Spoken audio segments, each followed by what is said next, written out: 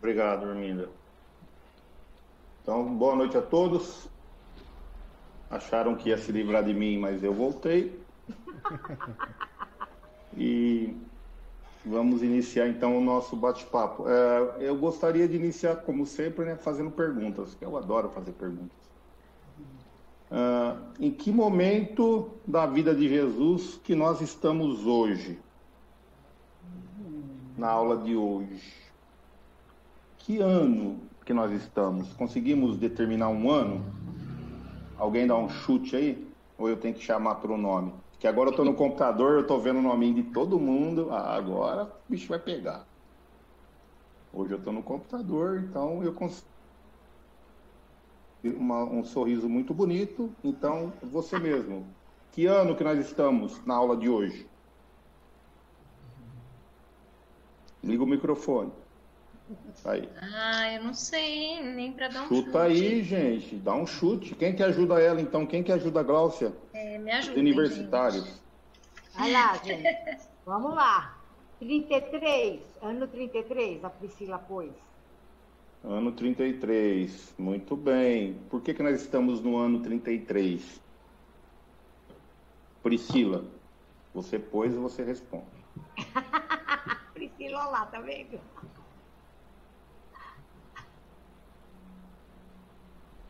Porque foi o ano em que Jesus foi crucificado?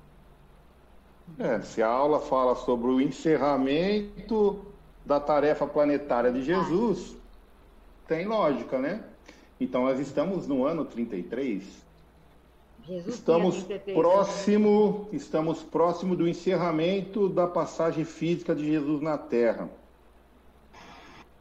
Então, esse ano, ou esse final agora, é um tempo onde Jesus aproveita todas as oportunidades para deixar as últimas, não as últimas, né, porque nós veremos mais para frente que terão outras, né, orientações, mas uma das últimas orientações enquanto ele está no plano físico. Tudo bem? E hoje, nesse ano 33, nós vamos falar de um personagem muito importante para a história. Alguém sabe de quem que eu estou falando? Thalita, você sabe de quem que eu estou falando? Bom, Oi, boa noite, gente. Boa noite. Acredito que seja de Judas, né, do discípulo. Muito bem, hoje nós vamos falar um pouquinho sobre essa personagem bíblica chamada Judas, o traidor, certo? Certo. Todo mundo fez assim, né? Muito certo. Quem lembra de alguma situação de infância que envolve o nome Judas? Quem poderia dar um relato, hein?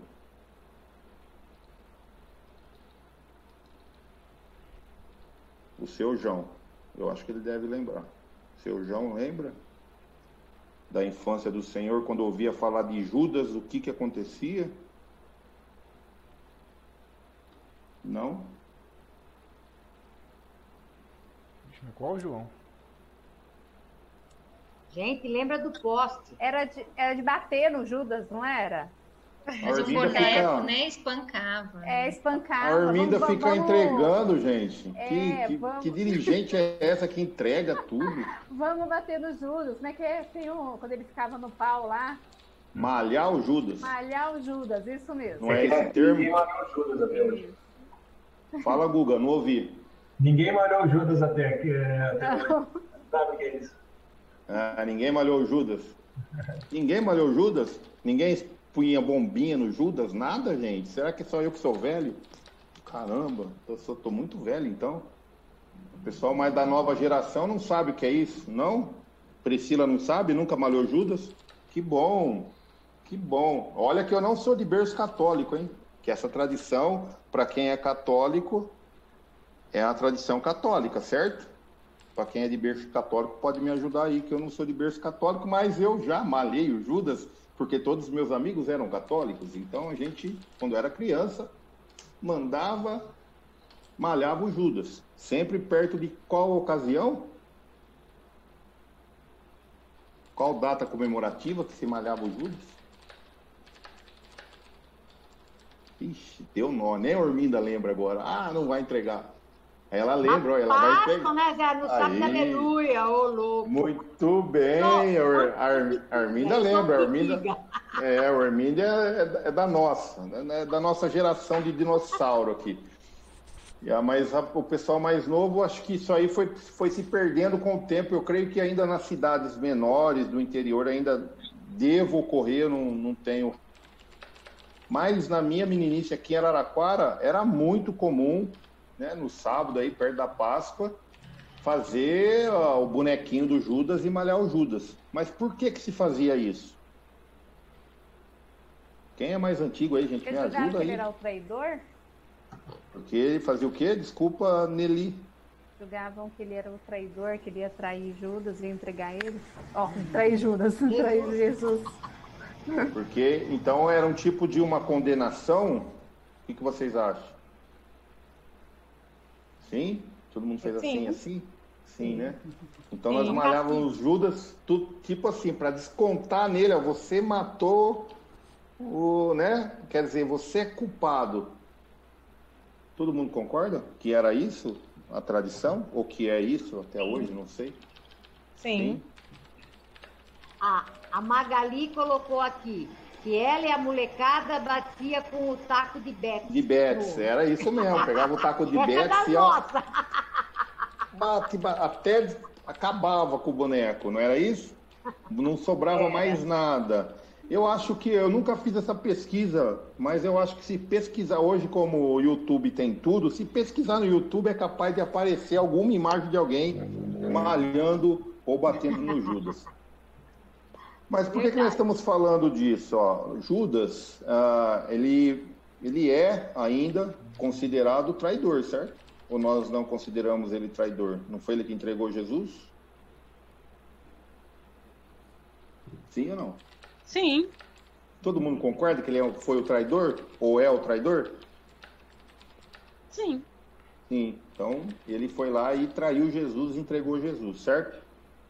E essa tradição veio percorrendo anos e anos e anos e anos e anos. E hoje nós vamos tentar dar um outro contraponto, um outro ponto de vista a essa história bíblica. E cada um aí que vai construindo dentro de si mesmo, ou que vai buscando referências para tentar construir também a história dentro de vocês, né? Porque a verdade minha pode ser diferente da outra e assim por diante, dependendo do nosso ângulo de visão, do nosso esclarecimento e por aí vai. Então, uma verdade que é para um no momento, para outro pode não ser mais verdade, e isso a gente consegue ver pela história. Então, primeiramente, Judas Iscariote. Por que é Judas Iscariote? Colhem aí, tô vendo que o pessoal já está olhando pro livro. Vai, pode colar. Quem não cola não sai da escola. Por que, gente, que é Judas Iscariote? Porque ele veio da cidade, certo? Então era Jesus de Nazaré. Por que era Jesus de Nazaré? Porque era Jesus da cidade de Nazaré. Então eles colocavam mais ou menos, né? Que nem a gente hoje põe um apelido em alguém, mas em vez de chamar o nome...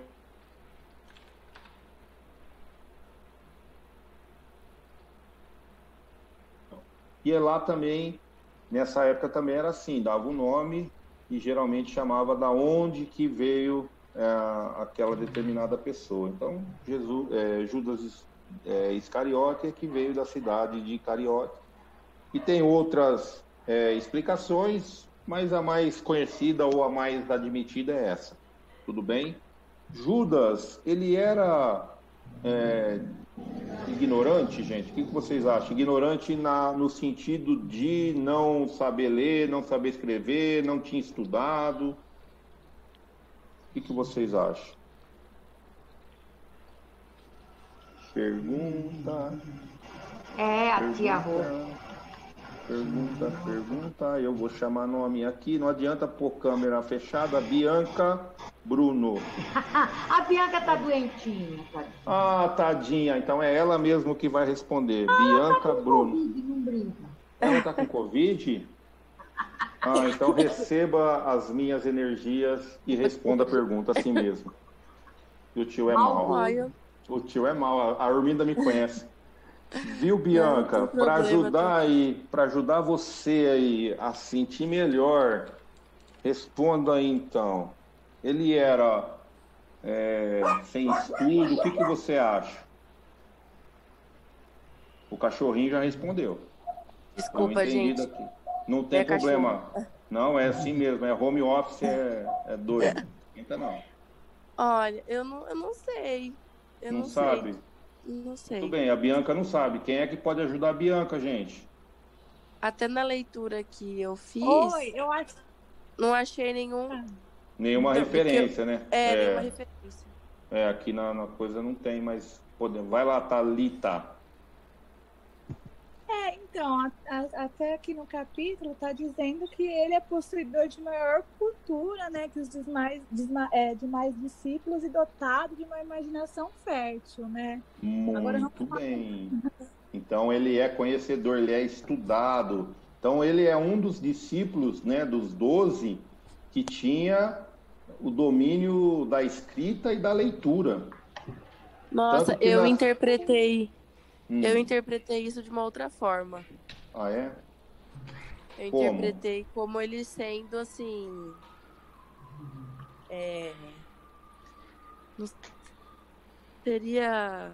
Não seria curioso, mas, assim, o que fantasiava mais, entendeu?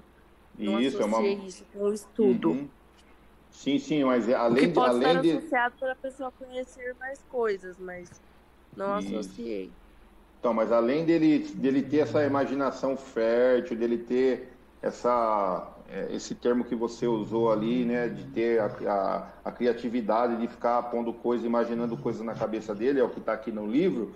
Além disso, ele era uma pessoa estudada. Então, ele sabia ler, ele sabia escrever, ele tinha uma boa dialética, e ele foi, por isso, colocado como aquele que cuidava das finanças do grupo.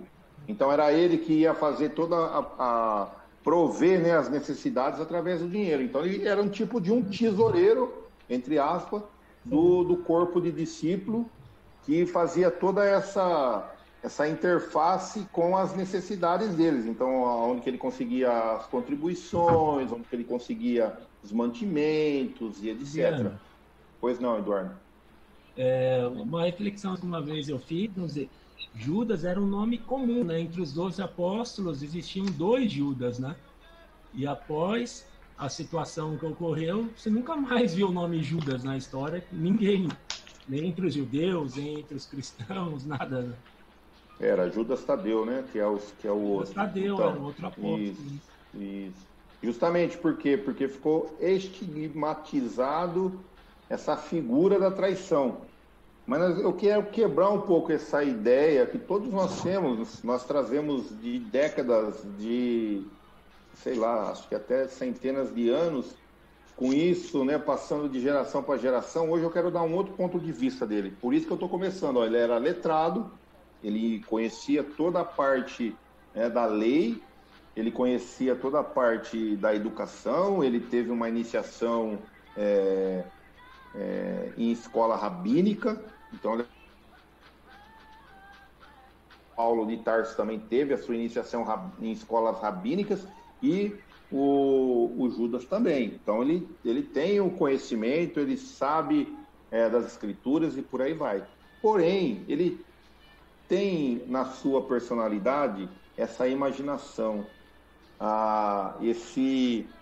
como que eu posso dizer, esse lado meio fantasioso das situações da vida. Além disso, ele tem uma sensibilidade que hoje nós chamamos, dentro da doutrina espírita, de mediunidade. Em outras doutrinas vão ter outro nome, mas na espírita é mediunidade. E a mediunidade não foi criada no espiritismo, gente. Que fique bem claro. Então isso aí já tinha desde tempos que a gente nem imagina.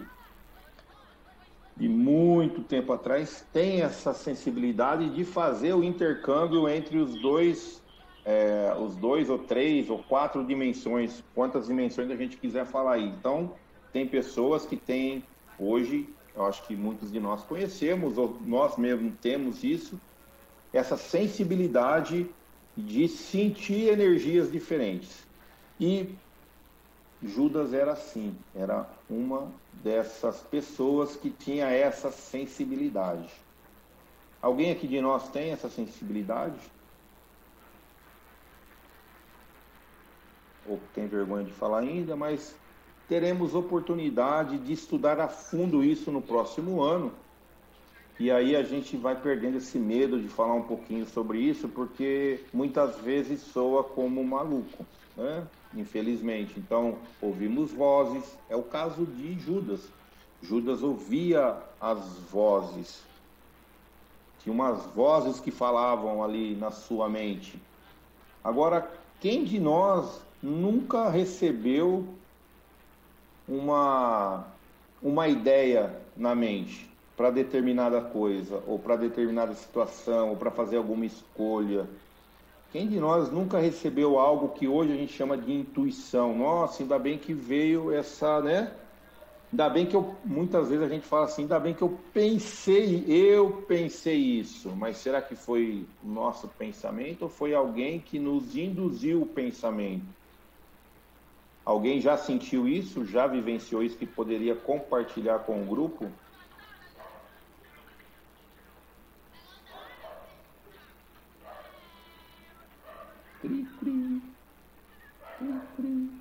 Ninguém, gente? Só eu? Será que eu sou diferente de todo mundo? Não pode ser. Impossível. Ninguém nunca foi tomar a decisão e falou assim, não faz isso, não faz isso, não faz isso, e fica na cabeça, não faz isso. Aí, como nós somos muito obedientes, nós vamos lá e fazemos. E aí fala, nossa, eu não devia ter feito, veio na minha mente para não fazer e eu fiz. Só eu que faço isso, gente? Ninguém recebeu isso? Não? Nada? Ninguém está ouvindo voz nenhuma, então? Amanda, você nunca teve isso? Que recebeu uma intuição? Teve? Agora tem que perguntar assim mais diretamente. Teve?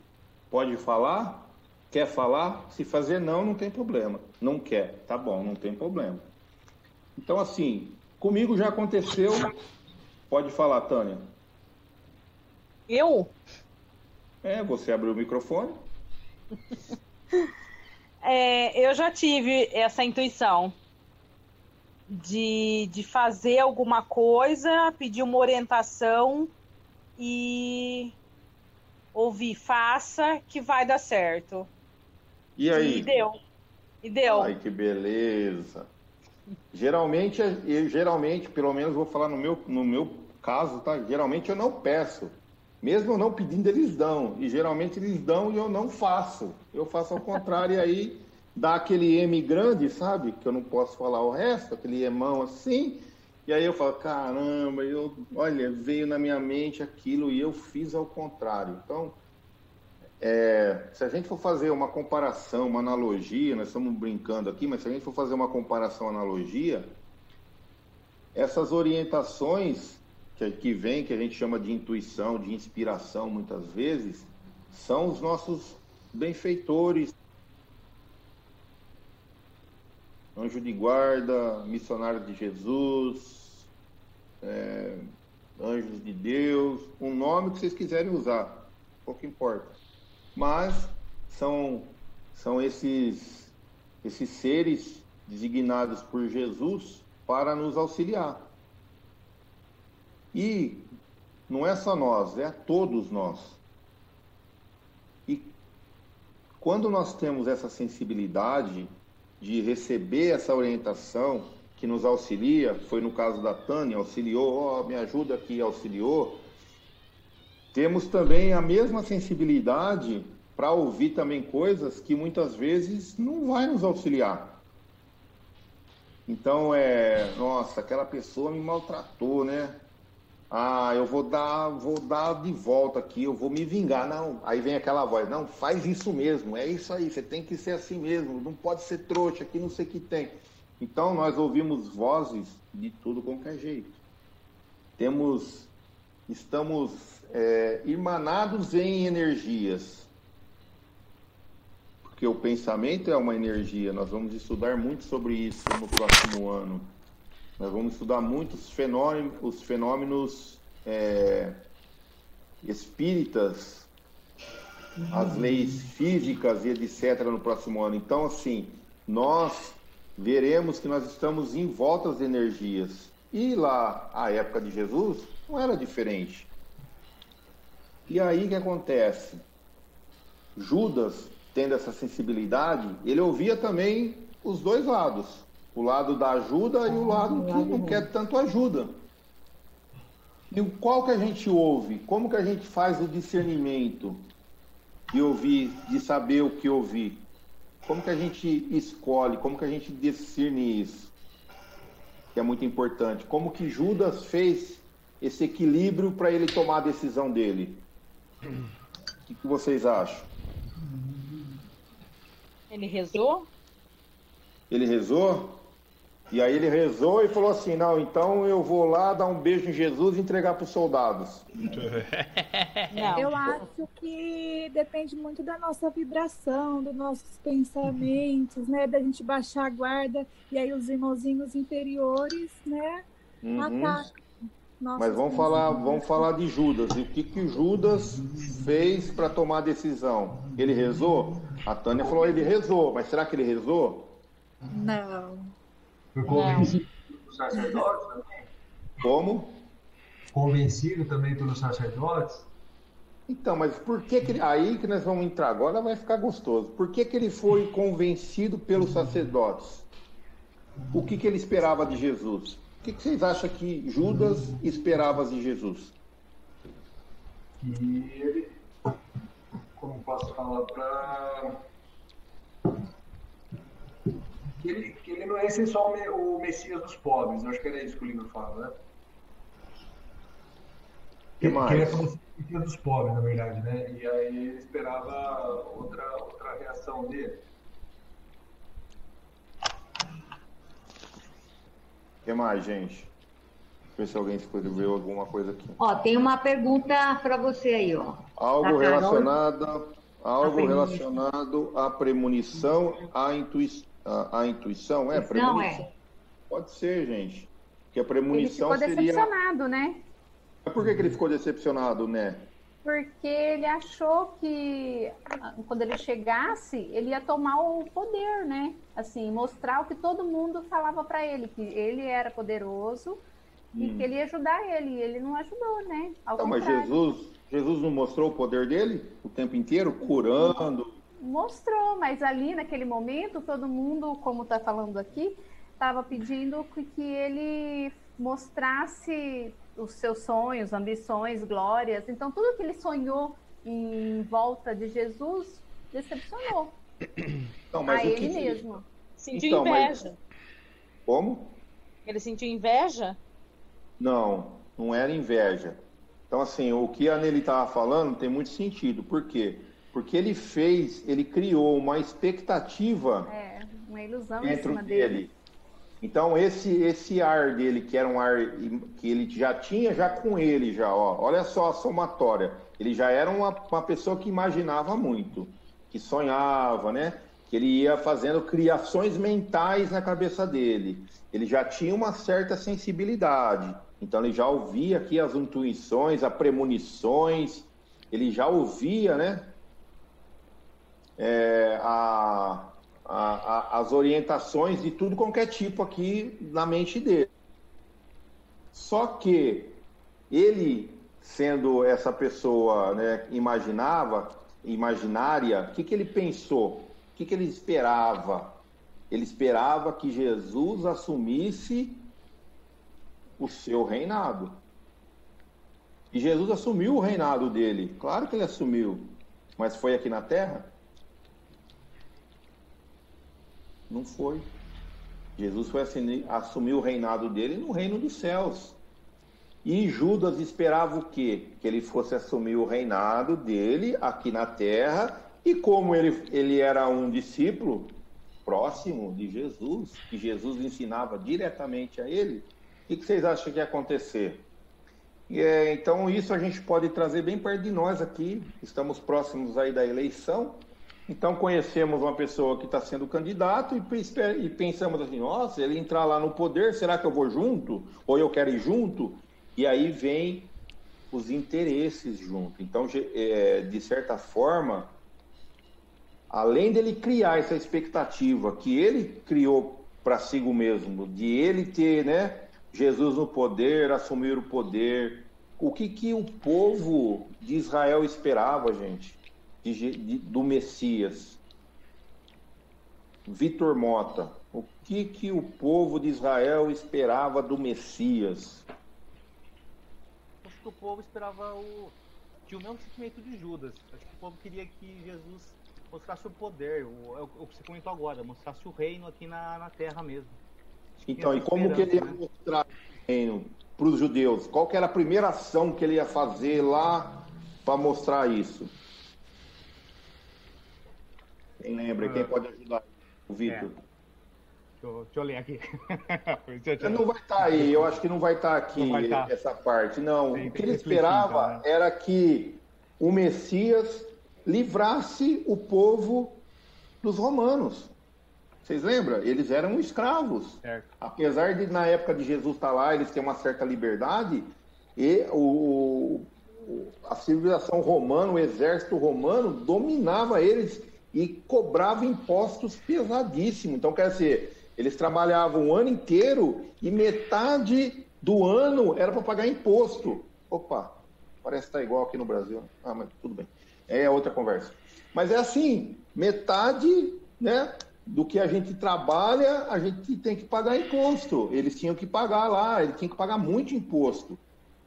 E o que o povo queria? Liberdade. Eu não quero mais o jugo, o peso da civilização romana aqui sugando as nossas riquezas. Então o Messias ia vir para quê? Para ser o libertador. E ele era o libertador, mas não era o libertador do corpo. Jesus veio para libertar os nossos espíritos, né? Como espírito, não como o corpo. Então a gente tem que lembrar que hoje, a Orminda falou assim, o Eliandro vai dar aula, mas eu não sou o Eliandro, eu estou o Eliandro, porque eu sou reencarnacionista. Então eu já fui alguém e serei outro alguém lá na frente. Então hoje eu estou o Eliandro por um determinado tempo que eu não sei quanto, por enquanto 47. Não sei até quando que vai, mas na próxima oportunidade eu estarei de outro nome, com outras, né, com outras atribuições, e pode ser até que seja um nome feminino. Eu não sei. A gente reencarna de várias maneiras diferentes, certo?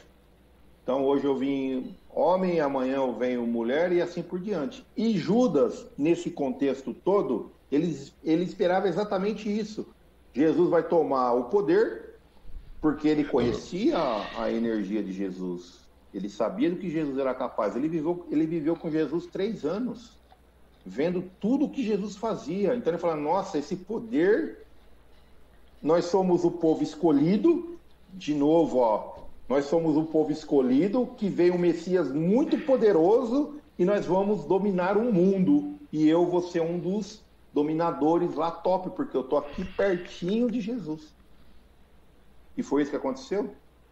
Não, decepção total, que eu acho que foi a Thalita que falou aí, decepção total, porque ele criou uma expectativa. Será que nós também não fazemos isso? Nós não criamos uma expectativa nos nossos relacionamentos, nós não criamos uma expectativa e colocamos em cima das pessoas, às vezes em cima de um filho, do irmão, do pai. Expectativa em cima do dirigente da turma na Orminda, e a Orminda faz alguma coisa, mas a Orminda fez isso. Claro, gente, nós estamos no mesmo processo. O Eliandro vai fazer aquilo, o outro vai fazer aquilo. Nós estamos, porque assim, nós não estamos pedindo para ninguém endeusar ninguém. Só que quando nós criamos essa expectativa e aquilo não acontece, vem a frustração. para nosso dia a dia, o importante é a gente refletir nisso, né? O quanto que eu coloco expectativa em cima do outro. Não era melhor eu colocar uma expectativa em cima de Jesus, nos ensinamentos do Espírito e não da carne? E muitas vezes nós colocamos uma expectativa em cima de Jesus para que a nossa vida material seja boa, para me livrar de sofrimento. Mas muitas vezes algum sofrimento vem para benefício e a gente não consegue entender isso ainda. Tudo bem até aqui? Alguma pergunta? Então, da mesma forma que ele ficou frustrado lá, a gente também se frustra aqui com os nossos relacionamentos. Ou não? Ou só eu que fico às vezes? Sem criar expectativa. Acho que é só você, viu, Eliandro? Eles não falam nada, né, Herminda? Acho que é só eu. Eu sou a ovelha você negra. E eu! Você eu e sou a eu! ovelha negra desse bate-papo aqui hoje. Tudo bem, pessoal? Alguma pergunta? Não. Alguma sugestão? Algum comentário? Alguém quer mandar algum beijo para alguém? Aqui a Elô pôs, Jesus era um ídolo para Judas. Era, realmente ele era. Ele tinha essa idolatria por Jesus. Só que é essa idolatria que nós estamos falando agora, uma idolatria de ordem material. Se nós pegarmos, nós já estudamos isso em aula passada, né? Quando vai falar sobre todos os apóstolos. Se nós pegarmos todos os apóstolos, cada um tinha uma personalidade diferente.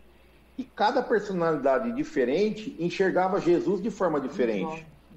Então, se nós, para quem gosta aí dos evangelhos apócrifos, formos pegar o evangelho de Tomé, que é dito de Tomé, é um evangelho muito gnóstico, muito esotérico. João também enxergava Jesus dessa forma muito mais espiritual do que de ordem material. Porque cada um enxergava Jesus na condição de si mesmo. E é isso que nós estamos tentando discutir aqui hoje e quebrar um pouquinho disso. Então, o que aconteceu com o Judas?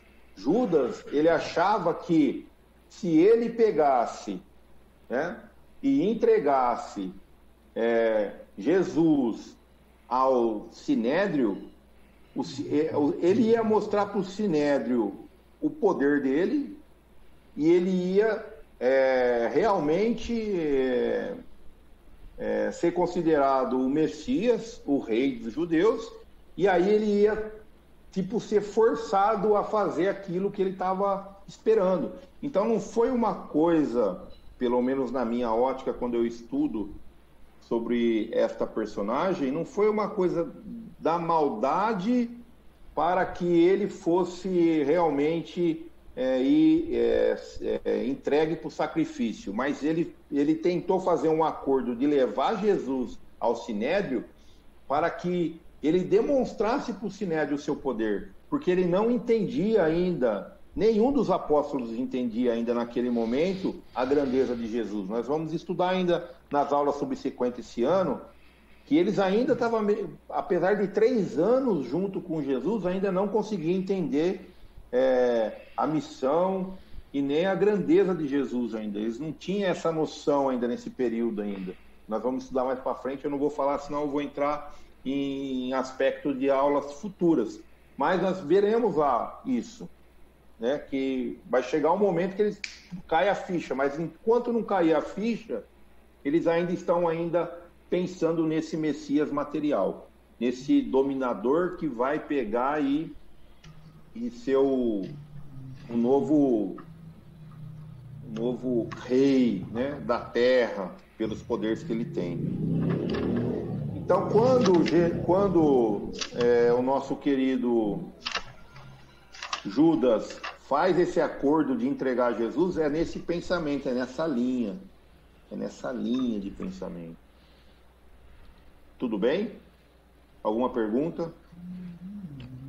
E aí, Jesus já meio que sabia que ele... Pois não, quem falou pode falar. Eduardo, tem uma pergunta no chat aqui do André. Aqui, tá bom.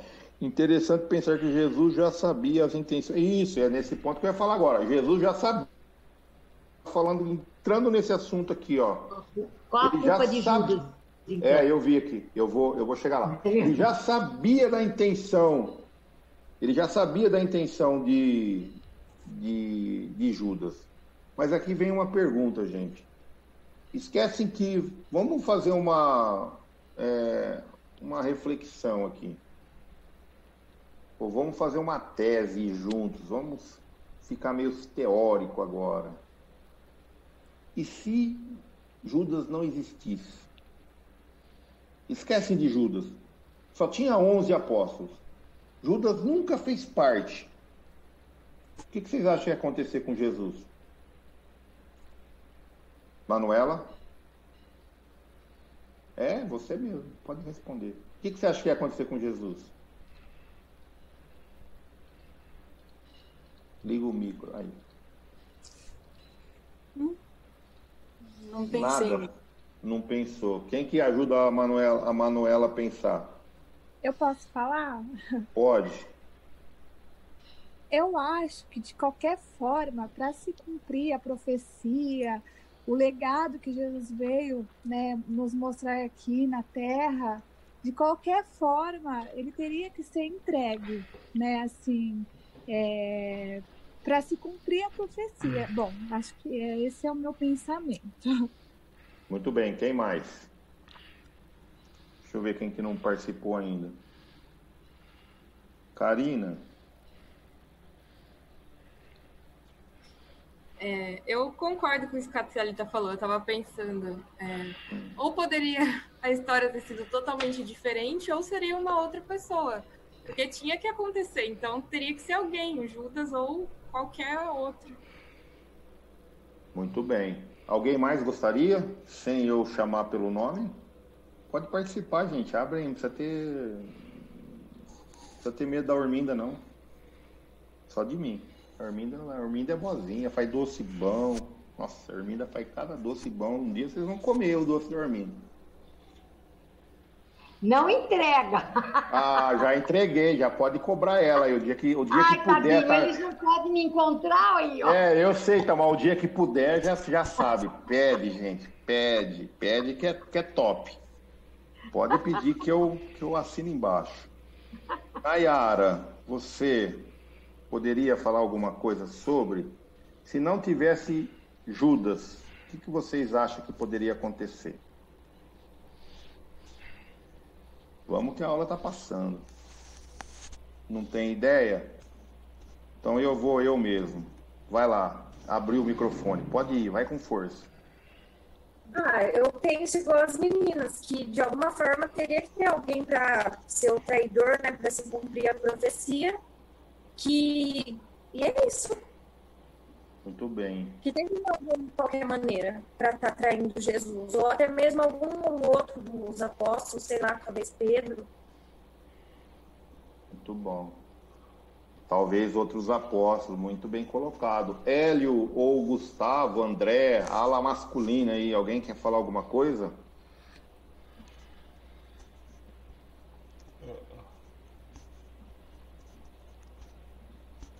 Eu acho que não, só as meninas. Então vamos lá, gente. Vamos para frente. Geralmente as meninas falam mais, né? Não, mas as meninas são mais corajosas. Essa que é a verdade. Sim. O Gustavo e o Júnior nem apareceram hoje. Fica quietinho, não abre nada. Soltar a câmera. Abre um pouquinho a câmera aí, Gustavo. A gente tem que ver vocês. Então, pessoal, o que eu quero dizer para vocês é o seguinte: o que Jesus fez? A primeira coisa que ele fez foi, colocar um novo conceito nos ensinamentos de Moisés. Ele subiu, falando aqui no nosso linguagem aqui popular, o sarrafo. Ele deixou os ensinamentos num grau elevado. Ele saiu dos ensinamentos de comportamento, de coisa exterior, de fazer as oferendas, e veio para o interior. Então, Jesus, ele mexe também nos conceitos judaicos. E ao mexer nos conceitos judaicos, ele incomoda tanto o clero judaico, que é o sinédrio, como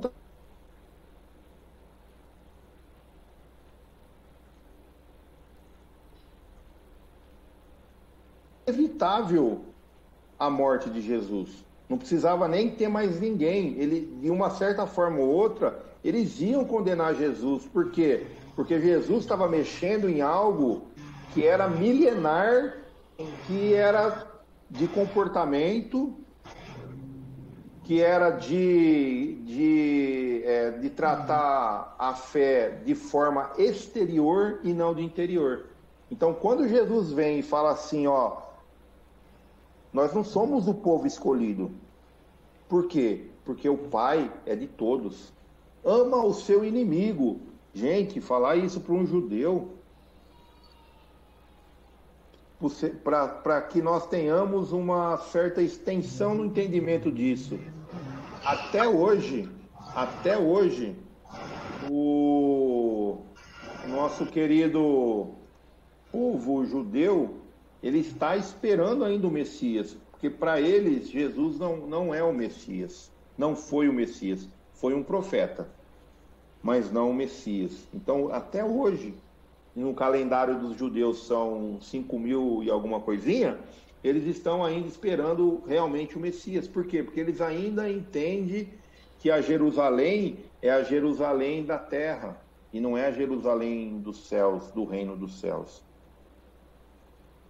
Vocês verem como que é difícil? Então, quando Jesus vem com esse conceito novo, ele já estava se autocondenando de uma forma ou de outra. Por quê? Porque ele estava batendo de frente com aqueles conceitos antigos e que aquelas pessoas ainda que estavam duras, resistentes, no conservadorismo danado, não querendo tirar o pé dali, eles não concordavam. E quantos tem hoje entre nós dessa forma? Que a nossa sociedade mudou, que nós estamos numa sociedade onde há pluralidade, das escolhas sexuais, a pluralidade das raças, a pluralidade de tantas coisas. E se nós não nos abrirmos para isso, nós ficarmos naquele conservadorismo, a mulher tem que ficar em casa, isso aí já foi, já era do passado. A mulher está dominando o planeta como o homem também domina. Então é igualdade de gênero, cada um escolhe a sua profissão do jeito que quer, e por aí vai, tantas coisas. Só que lá atrás, quando Jesus vem trazer isso, era muito difícil. Vocês imaginam que nós estamos há 2.000 anos depois de Jesus, e alguns conceitos hoje a gente não consegue ainda admitir. Imagina lá 2.000 anos atrás. Vocês entendem que ele já estava meio que condenado? Então não importava muito o Judas fazer isso ou fazer aquilo. Mas aí colocou aqui, qual é a culpa de Judas então? E aí eu devolvo a pergunta. André, Guido, qual é a culpa de Judas então? Cadê o André Guido? Vocês acham que Judas tem culpa? Se ele não fugiu... Tô por aqui, sim. Fala aí, André. Essa é a minha grande dúvida, Se ele faz parte do plano maior de Jesus, que de alguma forma ou de outra já sabia que ele seria o personagem que o entregaria.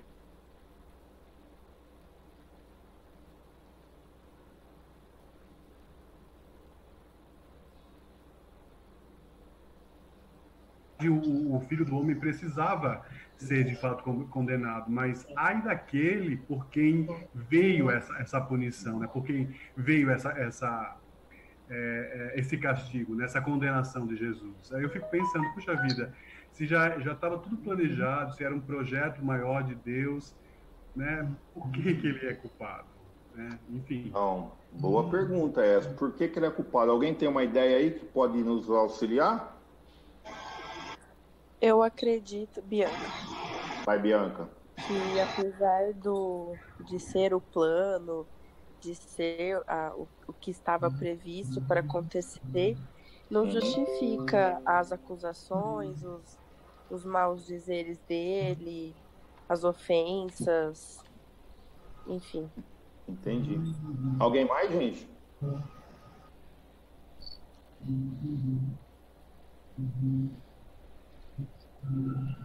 Quem que tá aí? Ninguém mais? Tá bom.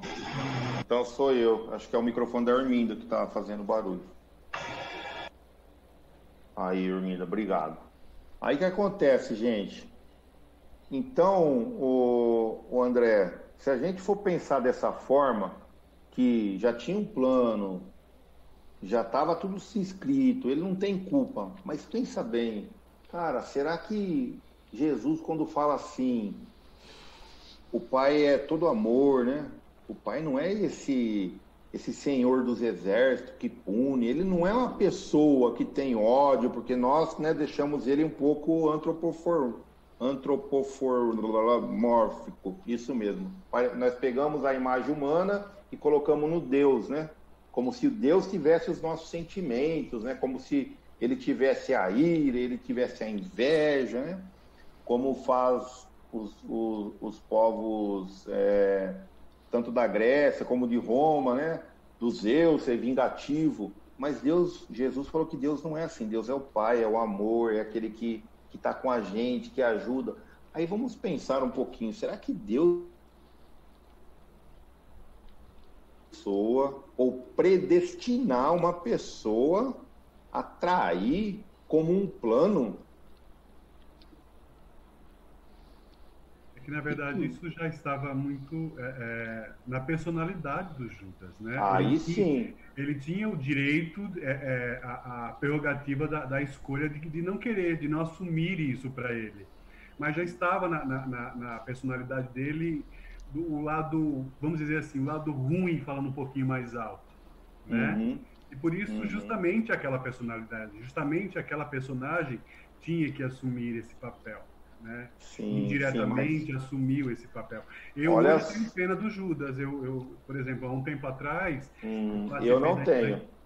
Eu não tenho. Eu vou falar para você... que eu devo estar com remorso até hoje, coitado. Ah, não, eu vou falar para você já. Se vai dar tempo, vai ter que dar tempo. Mas eu não tenho pena dele, não. Sabe por quê? Porque eu tenho pena de mim. Dele, não.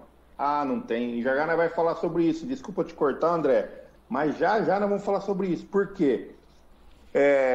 Quando nós reencarnamos, todos nós, gente, todos nós, sem exceção nenhuma, todos nós. Jesus, ele vem com uma missão, é um missionário. Ele poderia desertar? Acho muito difícil ele desertar do seu plano ou da sua missão. Por quê? Porque, pelo que eu acredito e a doutrina espírita nos traz, ele é o espírito mais crístico, mais puro que já pôs o pé aqui na Terra. Então, dificilmente ele ia desertar. Por quê? Porque o conhecimento dele extravasava as fronteiras de qualquer coisa. Nós não conseguimos imaginar. Pelos conceitos espíritas, Jesus ajudou a moldar o planeta. O planeta tem bilhões de anos. Olha só quão velho é esse espírito. Mas ele passou pelas mesmas coisas que nós estamos passando hoje. A única diferença é que ele é muito velho. E o que nós vivemos hoje, ele viveu trilhões de anos atrás. É difícil a gente pôr isso na nossa mente, porque a questão do espaço-tempo para nós é muito complicado. A Einstein trabalha bastante isso nas suas teorias, mas para nós é dificílimo a gente enfiar o espaço-tempo dentro da nossa mente. Mas é mais ou menos isso. Ele é muito antigo. Então, pelos conceitos espíritas, Jesus moldou o planeta. E o planeta tem bilhões de anos, e ele já era, nesse bilhões de anos atrás, um espírito crístico. Então é para a gente ver a envergadura, o tamanho que Jesus tem. Mas é porque ele foi criado assim? Não, senão Deus quebra suas leis. Ele foi criado simples, ignorante, subiu na escada, né, evolutiva e chegou na esfera crítica, por mérito. E nós, um dia, vamos também galgar as esferas até chegar numa situação de esfera crítica. Por que não? Só que vai demorar bilhões de anos, como demorou para Jesus. Tudo bem? Então, assim, o que eu quero dizer é que quando Jesus cria cada um de nós, ele não cria para nos punir ou para nos castigar num plano rígido, fixo, predestinado. Não tem isso. Porque Deus, ele ele é muito mais do que Casas Bahia. Então ele cobra de nós em várias parcelas. Não vai querer que a gente pague toda a nossa dívida de uma vez. Então nós vamos vir aqui pagar dívidas aos poucos. Nós que nos colocamos nessas situações. Então, como o André estava falando, pela personalidade, pela criatividade, pelo imaginário, pela expectativa que ele criou, o próprio Judas criou, ele se colocou naquela situação. E, como eu disse, não era uma situação de trair, de catar a ovelha e colocar lá para ser abatida. Ovelha, né, na simbologia de Jesus. Não, ele estava querendo ainda que Jesus mostrasse que ele era o Todo-Poderoso e o rei, né, dos judeus que ia dominar o mundo. Era essa a ideia dele. Então não era uma ideia de perversidade. Ele não fez aquilo com maldade, com a intenção, mas desencadeou naquilo. E aí, o que a gente conhece pela literatura espírita é que, para quem gosta, gente, leiam um livro chamado Boa Nova. Boa Nova vai contando a trajetória, pode marcar aí, gente, coloca para quem gosta. Quem tem aí os seus tablets ou seus Kindle, que gosta de ler, né, os livros, tem PDF na faixa aí na internet. Boa Nova, Chico Xavier, Humberto de Campos, baixa ele aí em PDF e vai contando as histórias. Para quem não sabe, gente, Humberto de Campos é contemporâneo aqui da nossa, né, do nosso século, pelo menos do meu, né, que eu nasci no século passado, viveu aqui no Brasil, letrado da Academia de Letras Brasileiras, desencarnou e começou a psicografar através do Chico Xavier. Então, Humberto de Campos era daqui, era uma pessoa que conhecia muito sobre literatura e começou a trazer as histórias. E tem um livro chamado Boa Nova que é excelente e ele vai falar sobre Judas nesse livro. E a história é muito legal. Depois vocês veem lá que não dá tempo. Então, assim, o que acontece? Judas, como todos nós, tem oportunidades de se redimir. O que ele faz? Uma das suas reencarnações que é muito conhecida, alguém sabe? Eu já falei aqui no começo que eu sou reencarnacionista, né? Então eu estudo bastante reencarnações. Alguém sabe quem foi na história? E é uma personagem bem conhecida, hein? Se eu falar aqui, vocês vão falar, é verdade, é verdade. Dark. Como? Joana Dark. Joana Dark, isso aí. Eduardo já entregou a rapadura aí para todo mundo. Todo mundo sabe quem que foi Joana Dark? Ó, de novo, ó, ele veio Judas, depois veio uma mulher, né? Você lembra que eu falei que hoje eu estou Eliandro e amanhã eu posso vir, né, numa outra roupagem. E foi o que aconteceu. Uma das reencarnações foi como Joana Dark. Joana Dark da França, uma pessoa que também ouvia vozes, ela também ouvia vozes,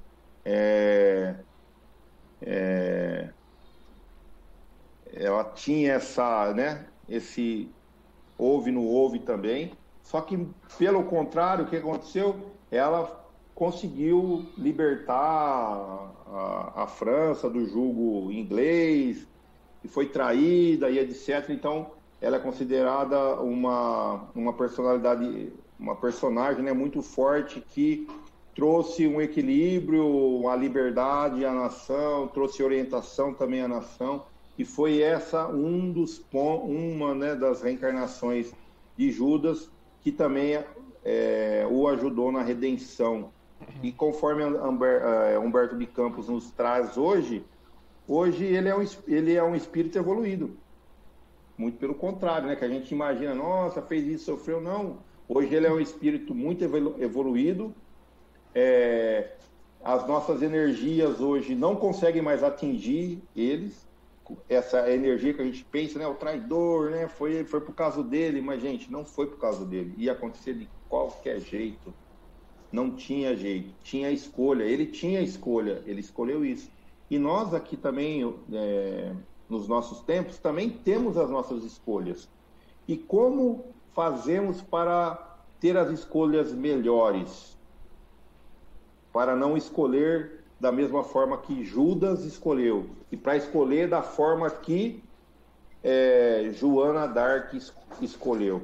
Só para resumir um pouquinho, a Joana d'Arc ela foi traída, foi condenada à morte na fogueira. E os inquisitores lá da igreja queriam que ela renegasse. E ela falava, não, as vozes que eu escuto são de Deus, firme até o final. Então ela não renegou isso.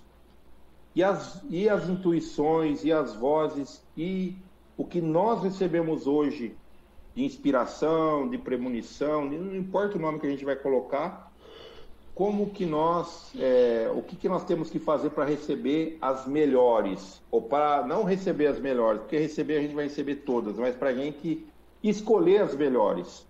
Qual que é um jeito bom, uma receita boa?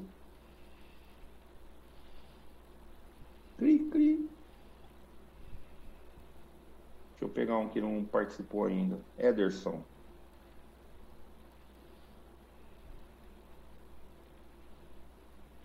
Não? Tem uma pergunta aqui, você viu? Há relatos que Joana d'Arc é a reencarnação de Judas. Procede? É o que eu acabei de falar. Procede. Acabei de falar isso.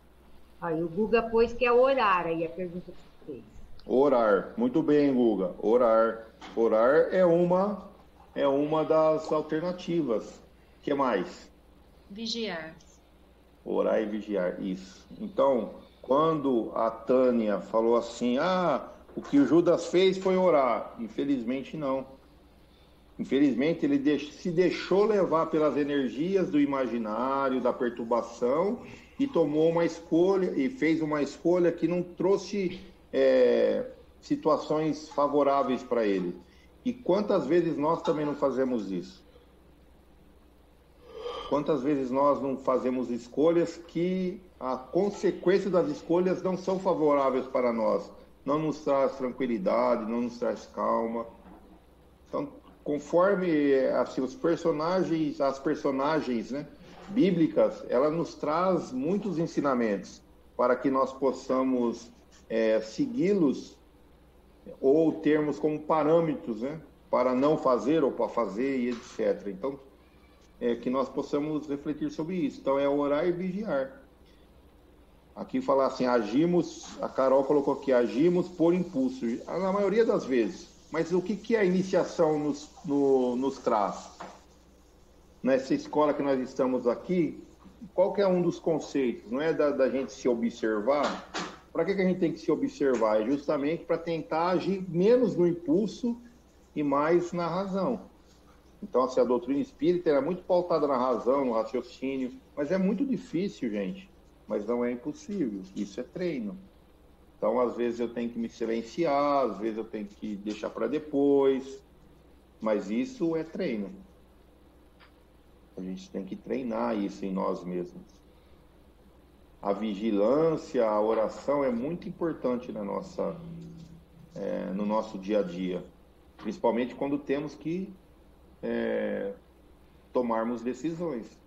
Então, quando Judas sai pensando, vou fazer isso ou não vou fazer isso, faço aquilo, e aí vem aquela figurinha, vocês lembram do desenho? Eu lembro muito do desenho, gente, do Pateta, ou do Pato Donald, eu não lembro, acho que era do Pato Donald, né?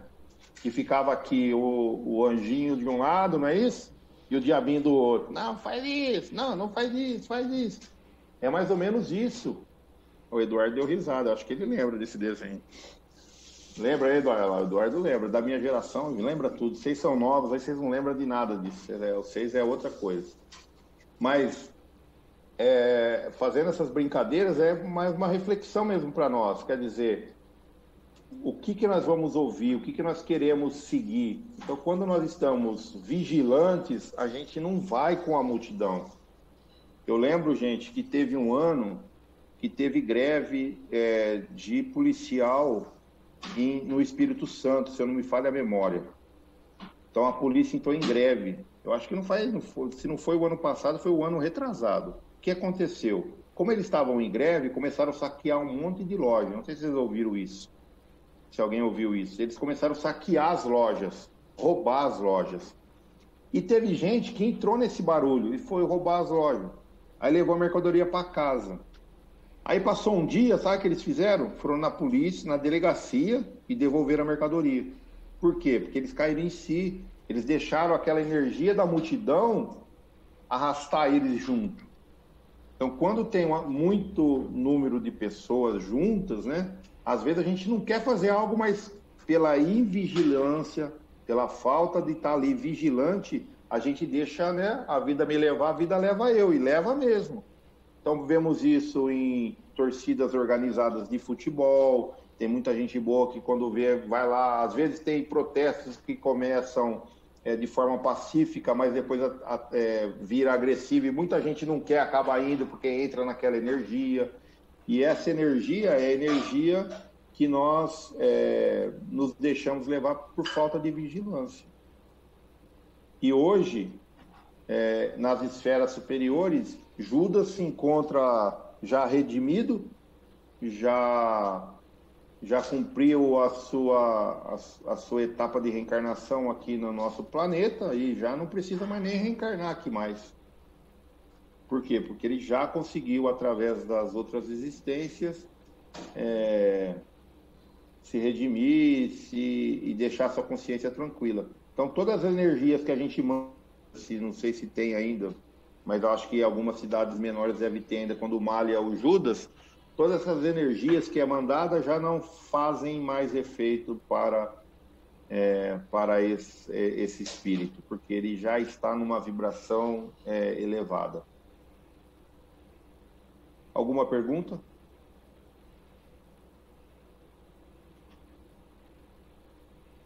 Cri, cri. Algum comentário? Entenderam tudo, né? Então, quando Judas está nessa situação tumultuada, ele está nessa situação de ter que tomar decisão sem ter muito equilíbrio, ele toma a decisão de negociar e deixar o Jesus ser entregue aos seus confrades, né, do Sinédrio. E aí vai ser já a aula da semana que vem. Aí nós já vamos entrar para a aula da semana que vem. Tudo bem, gente? Então, umas coisas importantes para nossa reflexão hoje é que todos nós erramos, e quando malhamos o Judas, estamos sendo juízes. Julgamos e condenamos já, né? Malhamos, ele traiu, ele é traidor. Então, nós temos que lembrar também que nós também erramos, muitas vezes. Mas assim como erramos, também temos condições de desfazer o erro, ou reparar o erro. Desfazer vai ser difícil, mas reparar o erro nós conseguimos. Então teremos chances de reparar os erros. Cuidado com o imaginário, ele é forte. Cuidado com as expectativas que colocamos nas coisas que estamos fazendo, para que essa expectativa também, se ela não ocorra, não nos frustre, e que nós possamos sempre estarmos vigilantes em equilíbrio para tomarmos as nossas decisões. Então, toda vez que formos tomar uma decisão, e quanto mais importante ela for, mais merece a nossa atenção. É sair do olho do furacão. Se for uma briga, sai, reflete, vai dar uma volta, esfria a cabeça, vai no parque, entre em contato com a natureza, respira bastante, reflita, para ter uma decisão onde que nós tenhamos a certeza que fizemos o nosso melhor. Tudo bem? Já que ninguém tem mais perguntas, eu agradeço a participação de quem participou, eu agradeço a participação de quem não participou, mas ficou ouvindo, e eu agradeço a Orminda pela oportunidade. Nós que agradecemos, tá, Eliana? Muito obrigada.